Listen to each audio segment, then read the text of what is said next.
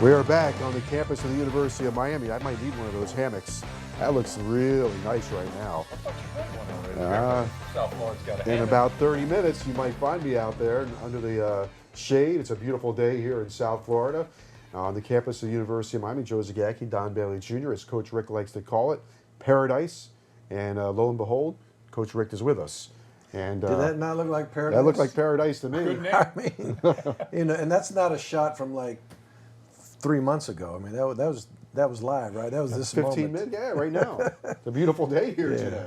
I would love to get in a hammock about right now. It's been a long grind, but exciting one and an exhilarating one as far as the recruitment of this class. It's been so many people that are involved in making this thing happen. I mean, of course, we got our recruiting department, but we have obviously our coaches that are our field coaches who do the recruiting personally, but the graduate assistants, the QCs, all of our assistants, even our janitorial staff that keeps the building nice. We have professors on campus, the deans of schools on campus. We have so many people, our academic support system, our life skills. I mean, Sherelle Jackson. We got so many people that get involved in the recruitment process. It's unbelievable. And then when you see it all come together and you have the success that we're having, it's exciting. It's an exciting day. I want to talk to you about the process. They are informing me that you added another wide receiver. Should tell our audience. Jeff Thomas, now official. Oh, that's so good. That would probably bring a nice smile to you. Another wide Yeah. receiver and another guy with some speed. And Right. so you've answered a lot of needs in this class. So Hurricane Right. fans can rejoice. You got two more Yes. receivers. We had a need for speed. We had some speed, but if you have speed on one side and not as much speed on the other, coverage seems to tilt towards the speed. So you got speed there and right up the gut. It makes us much more difficult to defend. Let's go back to maybe at the beginning of last year when you started into the process of putting this class together. You're head coach, but you're also general manager, I'd imagine. Partly general manager, right? Well, so you had to analyze. Let's right. start there, where you said, "All right, let's form a plan." You have to manage the roster. How people there's different terms for it, but basically, we know we've got 85 scholarships, and starting with that, this is the first year we've had 85 scholarships in a while. Because we only had 80 a year ago, so now we're up to 85 scholarships. So we got quarterbacks, running backs. I'm talking about our recruiting board, Right. wide receivers, tight ends, linemen, and then all the defensive positions, and you've got everybody stacked and racked as far as your current roster, and so you see your total number, but you also see at each position our goal for this position is 5. For this position is 5. For this position is 8. For this position is 16. Whatever it may be. So now you're not only looking at next year's, but usually you're looking 2 years down the road. 2 years from now, what does this board look like? So it helps you get a gauge of how many guys you need at a particular position. But you got to kind of stay within that number in order to make it work. But we normally allot 41 offensive scholarships, 41 defensive scholarships, and normally 2 to 3 specialists. So that number kind of varies here and there. So you got to do that, and then you got to start deciding which guys are worthy of an offer, and that's through film study, that's through going to see guys in spring, that's through camps, that's through so many different avenues that you're trying to figure out, does he have the skill set, number one. Number two, can he qualify? Can he do college work? Number three, okay, he's a good enough player. He can qualify. He can do college work. What kind of person is he? You'd like to start with what kind of person is he, but there's a lot of great people that can't catch a football. You know what I mean? So, you go from a skill set to the academic qualifications to now what kind of kid is he? Does he love football? Is he a good student? Is he a good citizen? Is he, all these things that go into it next. Now that takes time too. But what's happening is everybody's offering so fast. And sometimes if you don't offer fast enough, somebody gets their feelings hurt. But if you offer too fast and don't do your homework, then you might find yourself, let's say you watch film and go, offer him. You call the high school coach, you offer him, he tells the kid, I'm committed. Then you're like, oh, by the way, a month later when you look at his grades, you're like, Right. we got a guy committed to us that has no chance. You know what I mean? So you have to have some kind of patience, but you just want, you watch film and go, I want that guy right now. As a young coach, that was it for me. I see the film and that was it. But, you know, the older you get and when you're the head man, you realize, I mean, you can win sign-in date, but when it comes time to getting on campus, if 4 of them don't make it because they don't have the grades, it doesn't really help anybody. Coach, the value of the early enrollee. You've got 10 guys that came in, and that's something that's changed in college football of late. Right. And I think it's fantastic for the kid and for the university. It is. And what's happening, because it's becoming so popular, for good reason, they get to start school sooner. Right. There's a much greater chance of graduating before by the time their eligibility's up. They get to learn the system. They get to work out. They get to have a chance to compete at a much higher level as a mid-year. Okay, so, but because it's becoming so popular, what a lot of people don't understand is you have to have space to add somebody mid-year. The only way you can get mid-years is if you have guys that graduate in December to create space, or if you're under 85 as it is.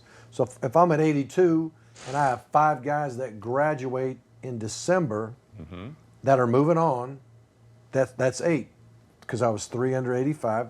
If I'm at 82, I got those 3. Right. Plus I got 5 that will graduate and be done with their eligibility. I got 8 spaces. Well, if I got 16 guys that want to be a mid-year, guess what? I only got room for 8. That's tough. And so I think one day the more kids do that, the more you're going to see kids want to go to this school, realize there's only so many mid-year spaces. And as much as we'd like to bring in the 9th or 10th or 11th or 12th, like this year we had about 11 spaces and we had 10. But if we only had 5 spaces this year, it'd have been impossible to get 10, and maybe 2 or 3 of them said, hey, I love Miami, but I've worked my tail off to go mid-year. I'm going somewhere else. So, you know, you have to have space to bring in a mid-year kid. You know, when you have a day where you're adding personnel to your team, the question always is, are you drafting or recruiting for need or best players? So does that happen for you as well, and does it change? Right, it's mostly need. It's mostly need. If you get a situation where you come up short of your needs, or let's say you think you need 5 receivers to get your total number right. Well, you don't want to take, if you got 4 of them, that's great. You don't want to take a 5th one just to say you got your numbers right. If he's just a guy that may never play for you, it's not fair to him. Scholarship. Yeah, it's not fair to the kid. It's not fair to the program. So now, what are you going to do? That we actually have 1 more receiver slot, but we really don't have a guy that we think is worthy for that spot at that position. So now, that's when you go the best athlete available, or the best football player available at that point. And that's where, and then it almost always happens at the end of every recruiting season, that there's another spot, almost always. Coach, and also making sure there is a spot for someone that wants to transfer in. Now, that's another thing that's come around in college football. Huge. That the 5th-year player, or the graduate, I should say. We're very comfortable having, matter of fact, we're more comfortable having 2 to 3 spots open. So like you say, at the end of spring, that's kind of graduate transfer time. Correct.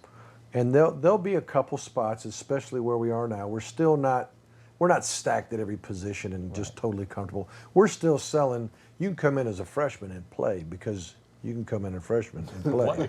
And there may come a day where we're deep and we're in a situation where we don't have to play a true freshman, or we don't have to bring in a graduate transfer. But a graduate transfer, to me, is like gold. If he, like Colbert was gold dust. Absolutely. You know, Marquez Williams was like gold dust, and because for a lot of reasons, they were good enough to play, and they helped us win.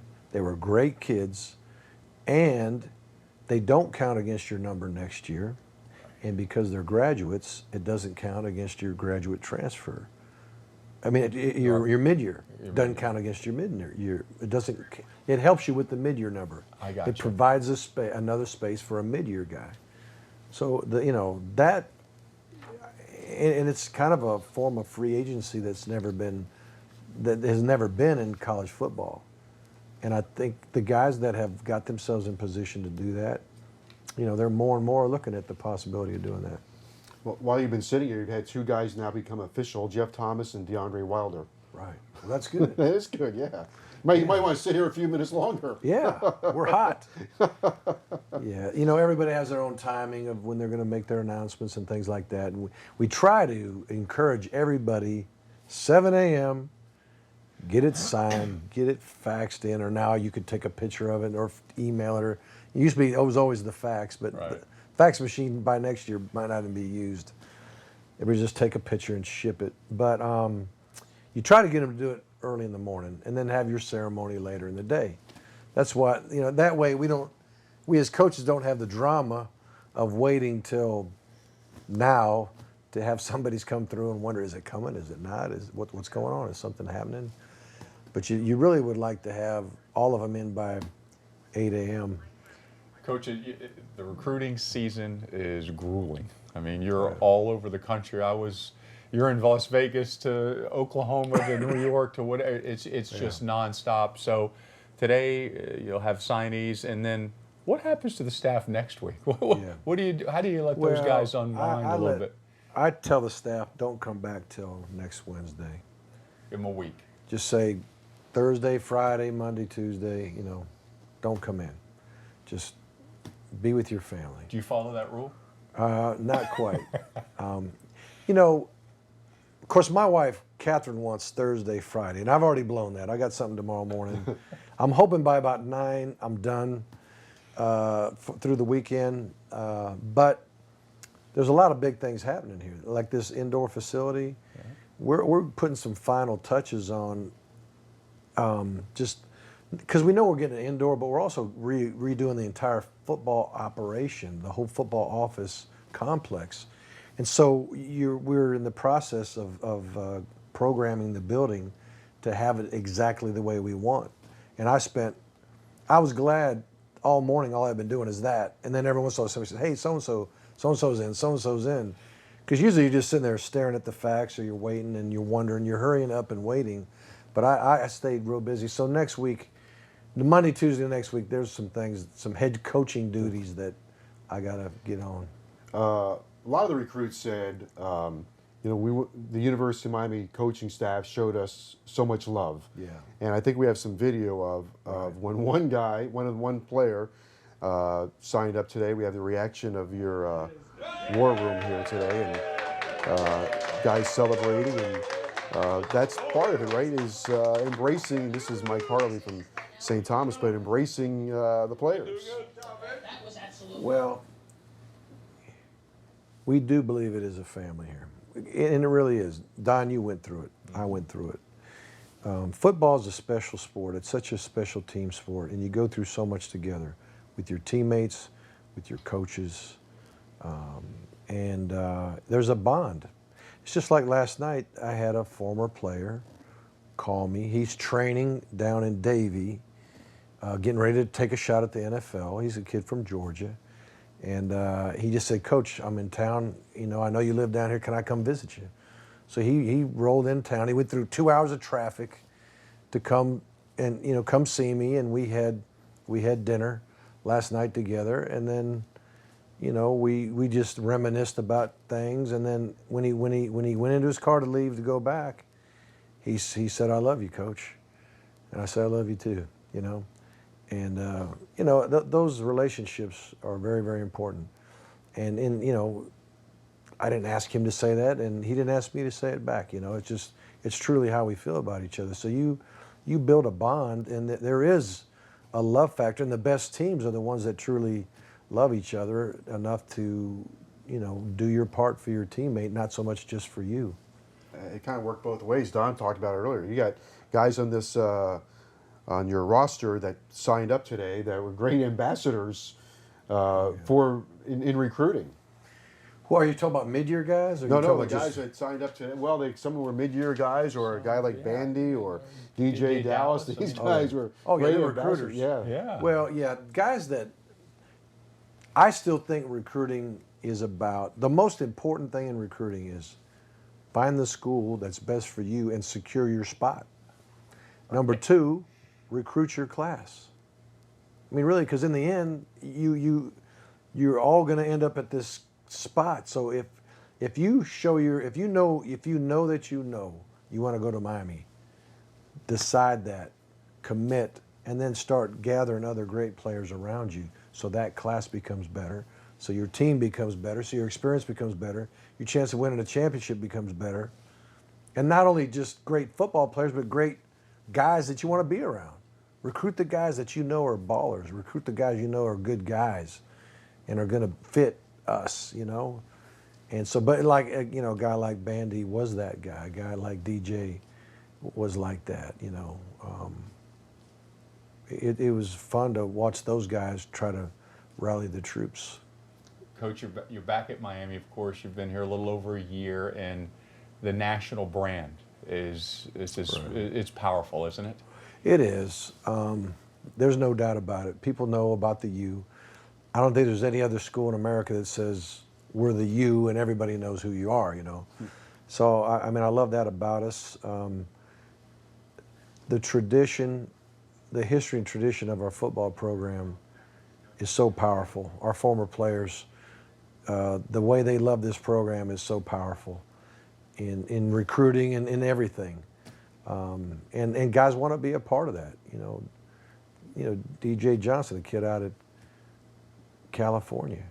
I mean, he came probably for two reasons, or at least he got super interested in Miami. One was the great tradition, and Sean Taylor of all guys. That was, you know, this kid's a D tackle, but his favorite player ever was Sean Taylor.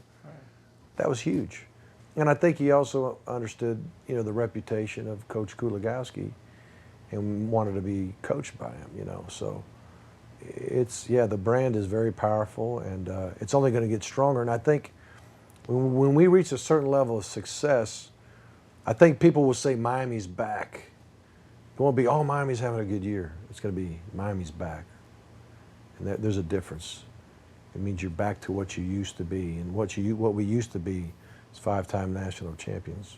Well, it looks like you're having a really, really good day here so far. I know you're going to have more of an analysis of that a little bit later on during your press conference, but looks good at defensive back and offensive line and quarterback and wide receiver. He's smiling for offensive line. It was big.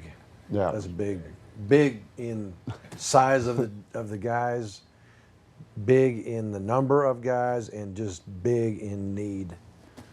We needed that class of linemen. Merry Christmas. That's what he kind of is Amen. today. That's right. Yeah. All right. Thank you so much, Coach. Congratulations. Thank you. All right. That's University of Miami head coach Mark Richt. When Don and I come back, we'll wrap things up as we continue with coverage of 2017 National Signing Day on the ACC Network, extra from the University of Miami.